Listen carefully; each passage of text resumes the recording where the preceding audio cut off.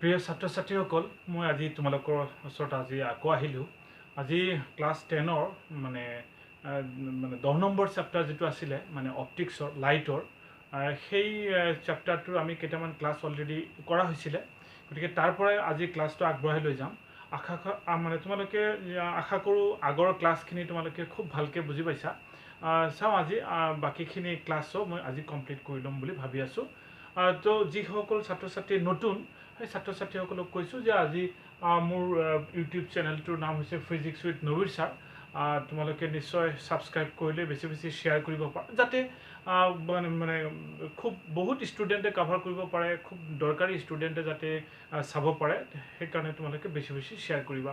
Anyway তো আজি আহোঁ আকৌ তোমালোকৰ মেইন ক্লাছলৈ সেইটো হৈছে কি যে আমি ইয়াৰ আগত অপটিক্সৰ মানে লাইটৰ পোহৰৰ মানে কেইটামান ক্লাছ অলৰেডি ইতিমধ্যে কৰা হৈছিলে তাৰে যেনেকৈ প্ৰতিসৰণ সম্পৰ্কে আমি লাষ্ট ক্লাছত কৈছিলোঁ যে ৰিফ্ৰেকশ্যন অফ লাইট কেনেকৈ প্ৰতিসৰণ হয় আৰু প্ৰতিসৰণৰ ভিতৰত আমি গম পালোঁ যে পোহৰ ৰশ্মি যেতিয়া এটা মাধ্যমৰ পৰা আহি আন এটা মাধ্যমত দিগবিচ্যুত হৈ যেতিয়া সোমাই বা প্ৰৱেশ কৰে তেতিয়া তাক সেই পৰিঘটনাটোক আমি নাম দিছিলোঁ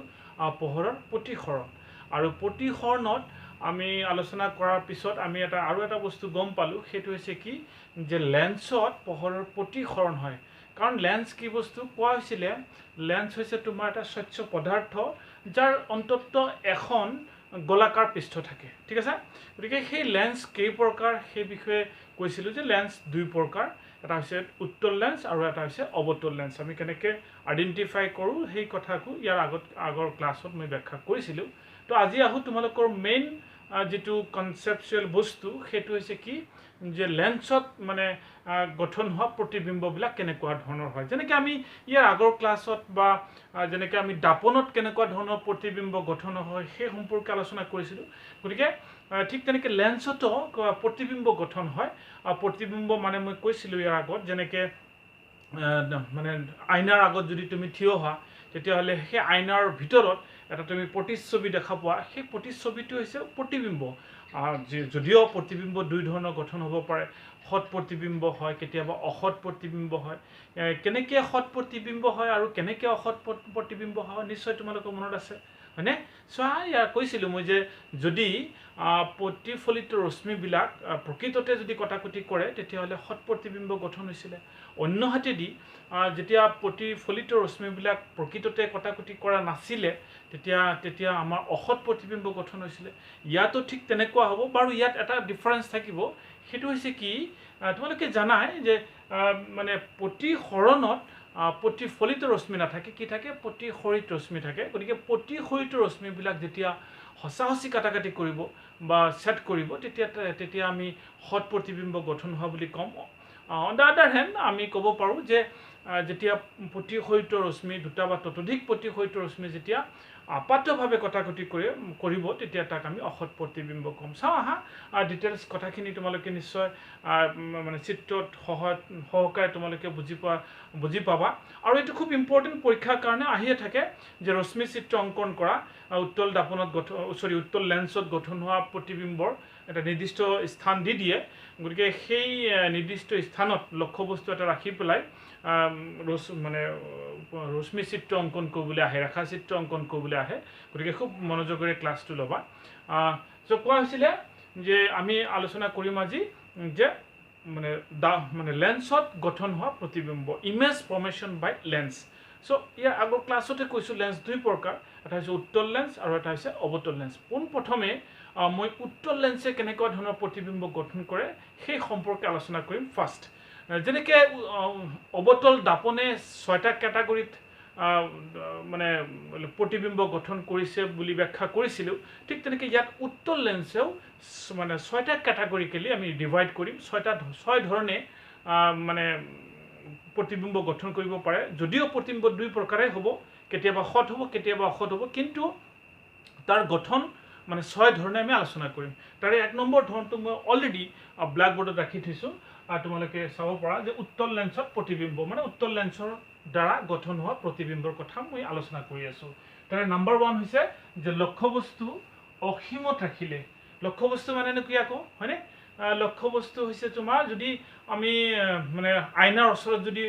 মই থিয় হওঁ তেতিয়াহ'লে মই হ'ম লক্ষ্যবস্তু আৰু যিটো ভিতৰৰ যিটো প্ৰতিবিম্ব বা ছবি পোৱা যাব সেইটো হ'ব প্ৰতিবিম্ব চ' আমি এইটো এটা লেন্স হয়নে এইটো এটা লেন্স কি লেন্স নিশ্চয় তোমালোকে ছবি চাই গম পাব লাগিব কি বাৰু এইটো উত্তল লেন্স কাৰণ কেলে চোৱা উত্তল লেন্সত মই কৈছিলোঁ যে লেন্স হৈছে এটা স্বচ্ছ পদাৰ্থ যাৰ মাজেদি পোহৰ ৰশ্মি পাৰ হৈ যাব পাৰে চ' এইটো এটা স্বচ্ছ পদাৰ্থ কেনেকুৱা স্বচ্ছ পদাৰ্থ ইয়াৰ দুটা ছাইডত ওপৰত আৰু তলত মানে এণ্ড ছাইড দুটা জোঙা থাকে আৰু মাজত শকত থাকে তেনেকুৱা লেন্সক কোৱা হয় উত্তল লেন্স আৰু অৱতল লেন্স তাৰ ওলোটা ঠিক আছে যেতিয়া অৱতল লেন্স আহিব তেতিয়া আমি নিশ্চয় ব্যাখ্যা কৰিম চ' এইটো এটা উত্তল লেন্স উত্তল লেন্সৰ আমি ফকাছ কাক বুলি ডিফাইন কৰিছিলোঁ হোৱাট ইজ ফকাছ তথাপিও মই আকৌ আলোচনা কৰিছোঁ ফকাছ হৈছে কি যে যদি মুখ্য অক্ষৰ সমান্তৰাল কিন্তু মুখ্য অক্ষৰ সমান্তৰালকৈ অহা আপতিত হোৱা পোহৰশ্মি লেন্সত প্ৰতিসৰণৰ পিছত প্ৰতিসৈত ৰশ্মিবিলাক মুখ্য অক্ষৰ যিটো বিন্দুত ছেট কৰে তাক ফকাছ বুলি কৈছিলোঁ চ' এইটো হৈছে তোমাৰ ফকাছ কিন্তু লেন্সৰ ক্ষেত্ৰত আমি দুই ধৰণৰ ফকাছ দেখা পাওঁ কাৰণ কেলে চোৱা মানে যদি আমি পোহৰ ৰশ্মি যদি এইটো ছাইডৰ পৰা যদি পঠিয়াই দিওঁ হয়নে তেতিয়াহ'লে কি হ'ব ফকাছটো আমি ইয়াত পাম মানে মানে লক্ষ্যবস্তুৰ কি কয় মানে লেন্সখনে পোহৰ ৰশ্মি প্ৰতিসৰণৰ পিছত ৰাইট ছাইডত প্ৰতিসৈত ৰশ্মিবিলাক মুখ্য অক্ষৰ এইটো বিন্দুত ছেট কৰিব মানে ফকাছ এইটো কিন্তু যিটো লেন্স মানে স্বচ্ছ পদাৰ্থ ইয়াৰ মাজেৰে পোহৰ এইটো ছাইডতো মাৰিব পাৰি এইটো ছাইডতো মাৰিব পাৰি এইটো ছাইডত পোহৰ মাৰিলে ইফালে যিটো বিন্দুত কাটাকাটি কৰিব আচলতে মাৰ নাই এই ক্ষেত্ৰত কিন্তু এইটো ছাইডৰ পৰা পোহৰ আহিব পাৰে তো এইটো ছাইডৰ পৰা পোহৰ আহিলে নিশ্চয় এই লেন্সৰ মাজেৰে আহি এটা বিন্দুত কাটাকাটি কৰিব সেইটোও ফকাছ হ'ব ঠিক আছে কিন্তু যেতিয়া আমি কনচিডাৰ কৰিম যিটো ছাইড সাপোজ এইটো ছাইডৰ পৰা পোহৰ আহি লেন্সখনত আপতিত হৈছে ঠিক আছে তেতিয়াহ'লে এইটো ছাইডৰ কাৰণে এইটো ৰশ্মিৰ কাৰণে কোনটো ৰশ্মি যিটো ৰশ্মি আপতিত হৈছে যিটো আমি ধৰি লৈছোঁ ইফালৰ পৰা আমি বৰ্তমান ক্ষেত্ৰত ইফালৰ পৰা অহা পোহৰ ৰশ্মিৰ কথা আমি বিবেচনা কৰা নাই গতিকে এইটো ছাইডৰ পৰা পোহৰ ৰশ্মি আহি আপতিত হোৱাৰ পিছত প্ৰতিসৈত ৰশ্মিবিলাক যিটো বিন্দুত মুখ্য অক্ষৰ যিটো বিন্দুত ছেট কৰে সেই বিন্দুটোক আমি কি বুলি কৈছোঁ ফকাছ গতিকে এই ফকাছটোৰ নাম হৈছে মুখ্য ফকাছ অন্য হাতেদি আমি ইয়াত আৰু এটা ফকাছ পাম যদি ইফালৰ পৰা পোহৰ আহা বুলি আমি ধৰিব পাৰোঁ তেতিয়াহ'লে য'ত যিটো বিন্দুত কাটিব সেইটোও তোমাৰ ফকাছ হ'ব ঠিক আছে গতিকে আমাৰ এইটো হ'ব মুখ্য ফকাছ আৰু এই ক্ষেত্ৰত এই ফকাছটো হ'ব গৌণ ফকাছ ছেকেণ্ডেৰী ফকাছ ঠিক আছে গতিকে আমি মুখ্য ফকাছ F2 আৰু এটা কথা ইয়াত মন দিবলগীয়া কথা সেইকাৰণে কৈছোঁ চোৱা আমি দাপনত কৈছিলোঁ যে ভাস্কেন্দ্ৰৰ কথা কৈছিলোঁ হয়নে দাপনত কৈছিলোঁ যে ইয়াত F দিছিলোঁ বা ইয়াত F দিছিলোঁ ইয়াত C দিছিলোঁ C মানে কি ভাস্কেন্দ্ৰ আৰু C আৰু মানে মূলবিন্দু তাতে কি আছিলে তোমাৰ মেৰুবিন্দু ভাস্কেন্দ্ৰ আৰু মেৰুৰ মাজৰ যিটো বিন্দু আছিলে তাক ফকাছ দিছিলোঁ ইয়াত কিন্তু হৈছে তোমাৰ আলোককেন্দ্ৰ আৰু মূলবিন্দু কি কয় মেৰুবিন্দু কিন্তু একে নহয় কথাটো বুজি পাইছা কাৰণ কেলে চোৱা ইয়াত এটা লেন্সৰ এটা স্বচ্ছ পদাৰ্থ আছে গতিকে ইয়াৰ এটা স্পেচ আছে সেই স্পেচৰ মাজৰ বিন্দুটো হৈছে তোমাৰ আলোককেন্দ্ৰ কিন্তু ভাঁজ যিটো ব্যাসাৰ্ধ যিটো ভাঁজ অংশ কিন্তু দূৰত আছে হয়নে সেইকাৰণে লেন্সৰ কাৰণে কি হয় ফকাছ দৈৰ্ঘ্য যিটো হয় ফকাছ দৈৰ্ঘ্য কাক বুলি কৈছিলোঁ যে ফকাছ দৈৰ্ঘ্য হৈছে আলোককেন্দ্ৰ আৰু ফকাছৰ মাজৰ দূৰত্ব আলোককেন্দ্ৰ আৰু ফকাছৰ মাজৰ দূৰত্ব ফকাছ দৈৰ্ঘ্য বুলি কোৱা হৈছিলে ঠিক তেনেকৈ এই ফকাছ দৈৰ্ঘ্যৰ দুগুণ দূৰত্বক আমি ফকাছ দৈৰ্ঘ্যৰ দুগুণ বুলি কওঁ দুগুণ দূৰত্ব বুলি কওঁ সেই দূৰত্বটোক আমি কিন্তু ভাঁজ ব্যাসাৰ্ধ বুলি নকওঁ it is not a radius of curvature because this distance is not equal to the curvature radius of curvature সমান নহয় ঠিক আছে গতিকে ফকাছ দৈৰ্ঘ্য যিমান পাওঁ আমি তাৰ ডাবল দূৰত্বক আমি 2f দূৰত্ব বুলি কওঁ কি বুলি কওঁ 2f দূৰত্ব লেন্সৰ ক্ষেত্ৰত f মানে ফকাছ দূৰত্ব 2f মানে ফকাছ দূৰত্বৰ দুগুণ দূৰত্ব হিচাপে কোৱা হয় কিন্তু দাপনৰ ক্ষেত্ৰত আমি কৈছিলোঁ যে f মানে ফকাছ দূৰত্ব আৰু ভাঁজ ব্যাসাৰ্ধ ইয়াত কিন্তু ভাঁজ ব্যাসাৰ্ধৰ কনচেপ্টটো নাই ঠিক আছে গতিকে এইখিনি আছিলে বেছিক বস্তু সেইখিনি আমি জনাৰ পিছতহে আমি আগবাঢ়িব পাৰিম ঠিক আছে গতিকে চোৱা মই কৈছিলোঁ যে উত্তল লেন্সৰ দ্বাৰা গঠন হোৱা প্ৰতিবিম্ব ইমেজ ফৰ্মেশ্যন বাই উত্তল লেন্স এক নম্বৰটো মই ৰাখিছিলোঁ যে লক্ষ্যবস্তু অসীমত যদি আমি এইটো এটা উত্তল লেন্সৰ সন্মুখ মানে লেন্সত সন্মুখ বলা কোনো বস্তু নাথাকে কেলে কাৰণ দুটা সাইডৰ পৰা পোহৰ ৰশ্মি আহিব পাৰে সাপোজ আমি বাওঁফালে উত্তল লেন্সখনৰ বাওঁফালে আমি এটা অসীম দূৰত্বত ভেৰি ফাৰ ডিস্টেন্স বহুত দূৰত্বত ইনফিনিটি ডিস্টেন্সত আমি এটা লক্ষ্যবস্তু ৰাখিছোঁ গতিকে সেই লক্ষ্যবস্তুৰ পৰা আমি জানো যে সূৰ্যটো এটা অসীম দূৰত্বত আছে সূৰ্যৰ পৰা পোহৰ ৰশ্মিৰ যেতিয়া আমাৰ ওচৰলৈ আহে তেতিয়া সেই পোহৰৰ ৰশ্মিৰ কিৰণবিলাকক আমি সমান্তৰাল ৰশ্মিৰ কিৰণ বুলি বিবেচনা কৰোঁ হয়নে সমান্তৰাল ৰশ্মি হিচাপে আহে তোমালোকে নিজেও চাব পাৰা যে সূৰ্যৰ পোহৰ ৰশ্মি কিন্তু সমান্তৰালৰ নিচিনা কেতিয়াবা যদি কুঁৱলীৰ মাজত পোহৰ ৰশ্মি আহে চাবা মেঘৰ মাজত পোহৰ ৰশ্মি আহিলে সমান্তৰাল দেখাই যায় ঠিক তেনেকুৱা অসীম দূৰত্বত থকা পোহৰ ৰশ্মিবিলাক সমান্তৰাল মুখ্য অক্ষৰ সমান্তৰালকৈ আহিবলৈ ধৰি ল'লোঁ ঠিক আছে এইটো মুখ্য অক্ষৰ সমান্তৰালকৈ অহা পোহৰ ৰশ্মি আহিল অৰ্থাৎ উত্তল লেন্সৰ লেফ্ট সাইডত বাওঁফালে অসীম দূৰত্বত এটা লক্ষ্যবস্তু ৰাখিছোঁ আৰু সেই লক্ষ্যবস্তুৰ পৰা এটা এজোৰ সমান্তৰাল পোহৰ ৰশ্মি আহি লেন্সখনত আপতিত হৈছে তো আমি জানো যেহেতু লেন্স স্বচ্ছ পদাৰ্থ পোহৰ পাৰ হৈ যাওঁতে পোহৰৰ প্ৰতিসৰণৰ সূত্ৰৰ নিয়ম মতে পাৰ হৈ যাব এনেই যেনে তেনে পাৰ হৈ নাযায় চ' পাৰ হৈ যাওঁতে প্ৰতিসৰণৰ সূত্ৰ অনুসৰি পোহৰ ৰশ্মি পাৰ হৈ যাব আমি জানো যে মুখ্য অক্ষৰ সমান্তৰালকৈ অহা পোহৰ ৰশ্মি আপতিত হ'লে প্ৰতিসৰণৰ পিছত ফকাছৰ মাজেৰে প্ৰতিসৰণ হয় মুখ্য ফকাছ প্ৰাইমাৰী মানে মুখ্য ফকাছ বুলি কোৱা হয় আৰু এইটো গৌণ ফকাছ বুলি কোৱা হয় কাৰণ তুমি ব্যাখ্যা কৰিছোঁ গতিকে মানে প্ৰতিসৰণৰ পিছত ফকাছৰ মাজেৰে পাৰ হ'ব ঠিক তেনেকৈ এইটোও সমান্তৰাল পোহৰ ৰশ্মি কাৰ সমান্তৰাল মুখ্য অক্ষৰ সমান্তৰাল পোহৰ ৰশ্মি প্ৰতিসৰণৰ পিছত ফকাছৰ মাজেৰে প্ৰতিসৰণ হ'ব এতিয়া চোৱা আমি প্ৰতিসৰিত ৰশ্মি দুটা পালোঁ আৰু ইয়াৰ আগৰ ক্লাছবিলাকতো কৈছিলোঁ যে যিকোনো এটা প্ৰতিবিম্ব পাবলৈ হ'লে অন্ততঃ দুটা প্ৰতিসৰিত ৰশ্মি নাইবা দুটা প্ৰতিফলিত ৰশ্মি দৰকাৰ ঠিক আছে গতিকে এই দুটা প্ৰতিসৰিত ৰশ্মি প্ৰকৃততে কটাকটি কৰিছে নে কৰা নাই সেইটো এটা চাম সেইটো এটা বিষয় আৰু এটা বিষয় কি ক'ত কটাকটি কৰিছে ইন হোৱাট পজিশ্যন গতিকে সেই পজিশ্যনটোতে প্ৰতিবিম্বৰ অৱস্থান হ'ব গতিকে চোৱা যে প্ৰতিসৰিত ৰশ্মিবিলাক ফকাছত মানে মুখ্য ফকাছত মানে সেট কৰিছে তাৰ মানে ইয়াৰ অৰ্থ এইটোৱে প্ৰতিবিম্বৰ অৱস্থান ক'ত হ'ব প্ৰতিবিম্বৰ অৱস্থান হ'ব ফকাছত এক নম্বৰটো পাই গ'লোঁ what is the position of image কেতিয়া লক্ষ্যবস্তু যেতিয়া অসীমত্ব হয় প্ৰতিবিম্বৰ অৱস্থান ক'ত হয় ফকাছত হয় কেলে ফকাছত হয় গম পালা কাৰণ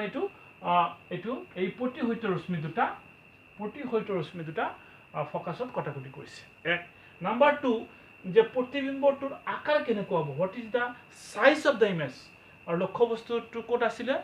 অসীম দূৰত্বত আছিলে ইনফিনিটিত থকা লক্ষ্যবস্তুৰ প্ৰতিবিম্ব ফকাছত হয় আমি পালোঁ আৰু সেই প্ৰতিবিম্বৰ আকাৰটো কি কয় সাইজ হয় অতি ক্ষুদ্ৰ হাইলি ডিমিনিছড খুব ক্ষুদ্ৰ হয় হাইলি ডিমিনিছড বুলি কয় ঠিক আছে কাৰণ এইটো ফকাছত দুটা প্ৰতিসৰিত ৰশ্মি দুটা কটাকটি কৰাৰ ফলত ফকাছত গঠন হয় আৰু প্ৰতিবিম্বৰ সাইজ আকাৰটো খুব ক্ষুদ্ৰ হয় নাম্বাৰ 3 এই তিনিটা বস্তু আমাৰ ইম্পৰ্টেণ্ট যে গঠন হোৱা প্ৰতিবিম্বৰ এই তিনিটা বস্তু লিখিব লাগে নাম্বাৰ 3 প্ৰকৃতি মানে নেচাৰটো মানে কি বুজাই আছে আচলতে প্ৰতিবিম্ব যেটো হ'ব সেই প্ৰতিবিম্বটো সৎ হ'ব নে অসৎ হ'ব সেই কথাটো লিখিব লাগে সেইটো কোৱা হয় প্ৰকৃতি নেচাৰ চোৱা যেহেতু সেইটো আমি কেনেকৈ গম পাম যে আমি ইয়াৰ আগৰ ক্লাছতো কৈছিলোঁ যে যদি মানে প্ৰতিসৰিত ৰশ্মিবিলাক নাইবা প্ৰতিফলিত ৰশ্মিবিলাক যদি প্ৰকৃততে কটাকটি কৰে ইয়াত চোৱা এই প্ৰতিসৰিত ৰশ্মিবিলাক প্ৰকৃততে কটাকটি কৰিছে তাৰ অৰ্থ এইটোৱে যে প্ৰতিবিম্বটো হ'ব সৎ আৰু সৎ প্ৰতিবিম্ববিলাক সদায় উলটা ঠিক আছে গতিকে উলটা সৎ আৰু উলটা চ' এক নম্বৰ কণ্ডিশ্যন আমি ব্যাখ্যা কৰিলোঁ কি কণ্ডিশ্যন লক্ষ্যবস্তু ইনফিনিটিত ৰাখিলে বা অসীম দূৰত্বত ৰাখিলে গঠন হোৱা প্ৰতিবিম্বৰ অৱস্থান হয় ফকাছত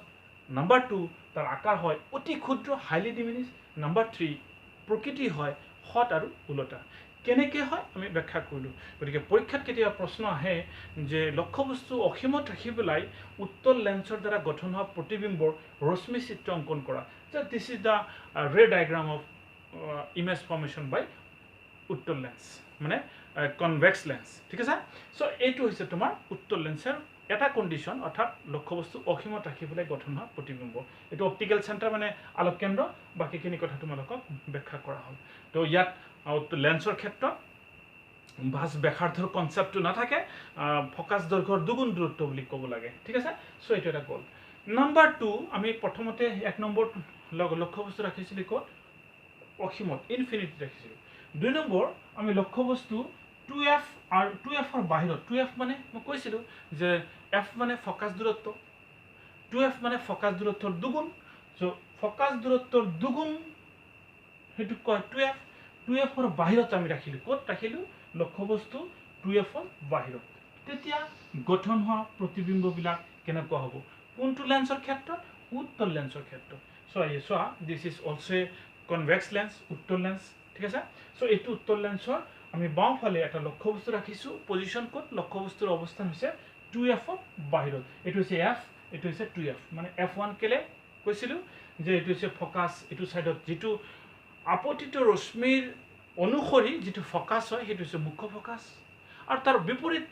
ছাইডত সেইটোক কোৱা হয় গৌণ ফকাছ। চ' এইটো এটা গৌণ ফকাছ, তাৰ দুগুণ দূৰত্ব হৈছে 2f, অৰ্থাৎ 2fৰ বাহিৰত লক্ষ্যবস্তু ৰাখিলে ইয়াৰ পৰা 1 নম্বৰ এটা পোহৰ ৰশ্মি আমি কনচিডাৰ কৰিলোঁ, বিবেচনা কৰিলোঁ, যিটো পোহৰ ৰশ্মি মুখ্য অক্ষৰ সমান্তৰাল, parallel to the principal axis. আমি জানো যে মুখ্য অক্ষৰ সমান্তৰালকৈ অহা পোহৰ ৰশ্মিবিলাক লেন্সতে হওক বা মিৰৰ বা দাপনতে হওক, মানে প্ৰতিসৰণৰ পিছত, দাপনত বাৰু প্ৰতিসৰণ নহয়, চ' লেন্সত কি হয় যে প্ৰতিসৰণৰ পিছত, লেন্স মানে পোহৰ ৰশ্মি পাৰ হৈ যায়, প্ৰতিসৰণৰ পিছত ফকাছৰ মাজেৰে প্ৰতিসৰণ হয়। চ' ইট পাছেছ থ্ৰু ফকাছ, এইটো ফকাছৰ মাজেৰে প্ৰতিসৰণ হ'ল। 1 নম্বৰ এটা প্ৰতিহত ৰশ্মি পালোঁ। আমি জানো যে অন্ততঃ 2টা প্ৰতিহত ৰশ্মি লাগিব, আৰু এটা ৰশ্মি আমি বিবেচনা কৰিলোঁ। ছাপ'জ এইটো লক্ষ্যবস্তু এটা বস্তু ৰাখিছোঁ ক'ত, 2fৰ বাহিৰত, উত্তল লেন্সৰ 2fৰ বাহিৰত এটা আৰু লক্ষ্যবস্তু ৰাখিছোঁ, তাৰ পৰা আৰু এটা পোহৰ ৰশ্মি বিবেচনা কৰিলোঁ। মই কৈছিলোঁ যে কোনো বস্তুৰ পৰা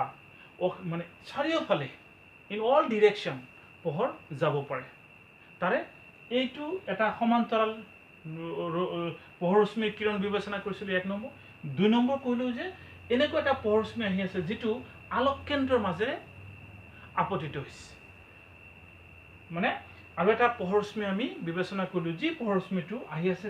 মানে আলোক কেন্দ্ৰৰ ফালে আহি আছে, ঠিক আছে। আমি জানো এটা কথা যে 1 নম্বৰ কথাটো ইয়াত কৈছিলোঁ যে সেইটো হৈছে কি, যে যদি মুখ্য অক্ষৰ সমান্তৰাল হয় তেতিয়াহ'লে, ইয়াতো কৈছিলোঁ মুখ্য অক্ষৰ সমান্তৰাল হয় তেতিয়াহ'লে ফকাছৰ মাজেৰে প্ৰতিসৰণ হ'ব।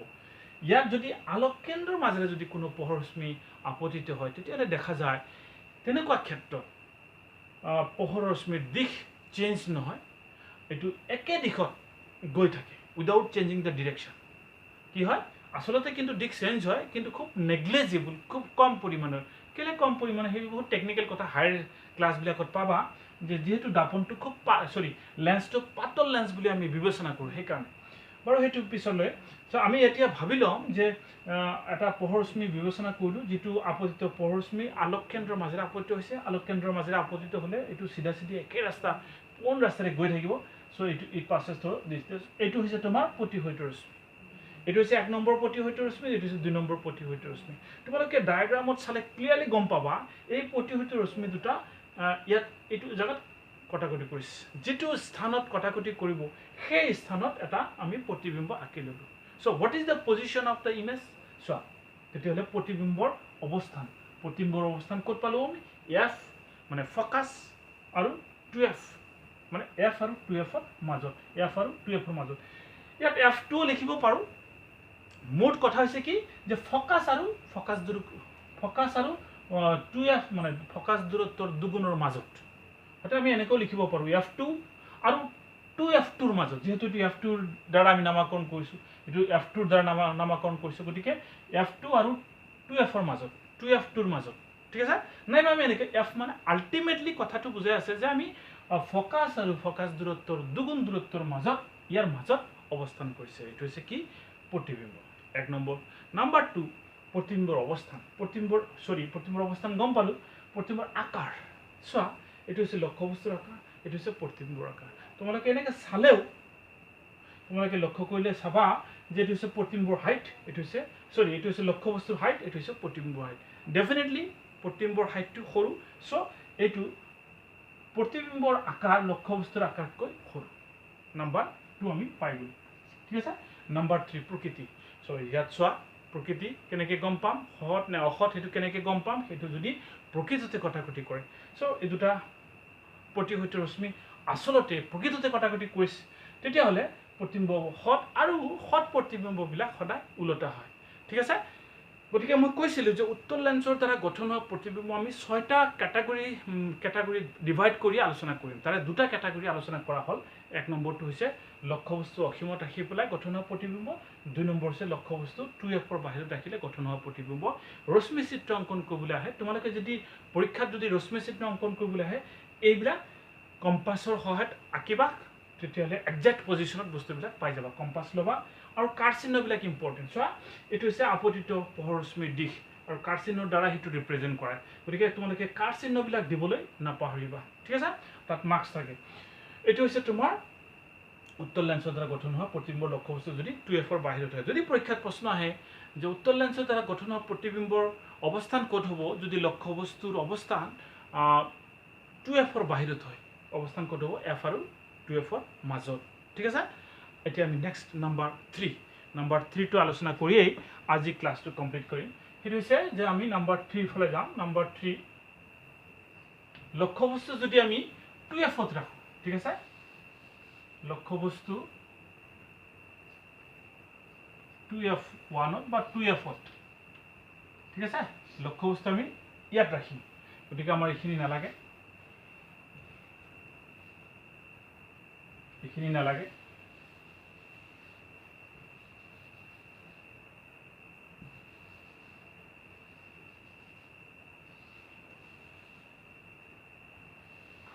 আচ্ছা এইখিনি মুছি দিলোঁ দৰকাৰ হ'লে পিছত দেখিম ওকে এতিয়া চোৱা আমি লক্ষ্যবস্তুটো ৰাখিম এবাৰ ক'ত 2F লক্ষ্যবস্তু আমি 2Fত ৰাখিম যদি লক্ষ্যবস্তু আমি এটা লক্ষ্যবস্তু ৰাখিলোঁ 2F দূৰত্বত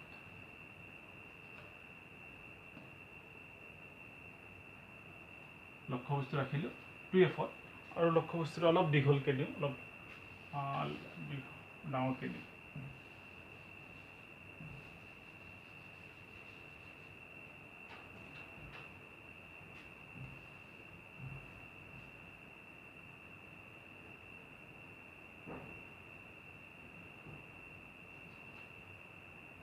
লক্ষ্যবস্তু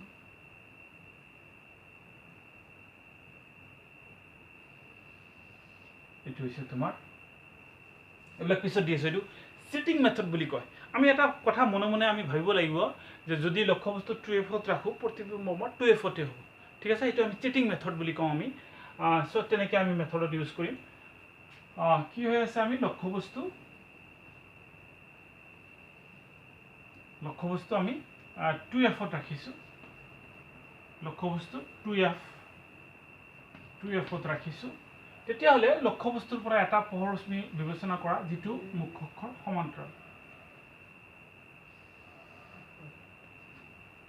অক্ষৰ সমান্তৰালকৈ অহা অপজিত পোহৰ ৰশ্মি আমি বিবেচনা কৰোঁ ঠিক আছে তেতিয়াহ'লে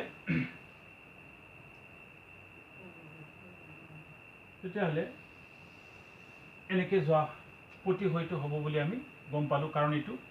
F2 আমি জানো যে মুখ্য অক্ষৰ সমান্তৰালকৈ অহা আপতিত ৰশ্মি লেন্সত প্ৰতিসৰণৰ পিছত ফকাছৰ মাজেৰে প্ৰতিসৰণ ঠিক আছে এইটো হৈছে প্ৰতিহত ৰশ্মি এক নম্বৰ আৰু এটা ৰশ্মি লাগে হয়নে যেটো ৰশ্মি এই প্ৰতিহত ৰশ্মি হ'লেহে আমি প্ৰতিবিম্ব মান লিখিব পাৰিম চ' আৰু এটা ৰশ্মি আমি বিবেচনা কৰোঁ যিটো আলোক কেন্দ্ৰৰ মাজেৰে যায় গতিকে আলোক কেন্দ্ৰৰ মাজেৰে যোৱা ৰশ্মিবিলাক উইদাউট চেঞ্জ দ্য ডিৰেকশ্যন মানে দিশ চেঞ্জ নকৰাকৈ একে দিশত মানে প্ৰতিহত হয় গতিকে আৰু এটা ৰশ্মি যদি আমি বিবেচনা কৰোঁ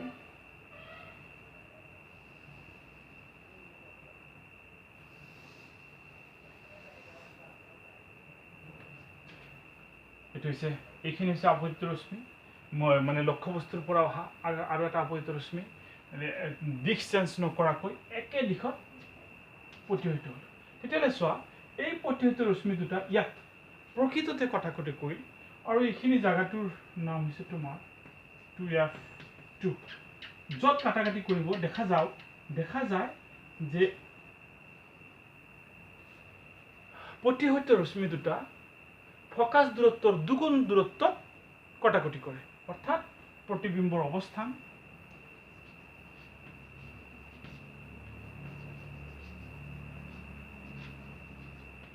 প্ৰতিবিম্বৰ 1 নম্বৰ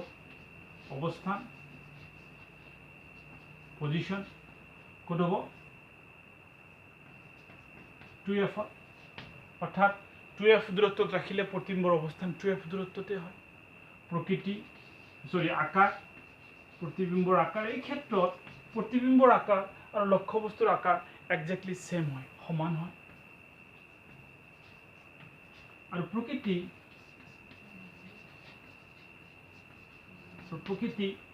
দুটা হসাহসি কটাকটি কৰিছে প্ৰকৃততে কটাকটি কৰিছে গতিকে কি হ'ব হত আৰু উলটা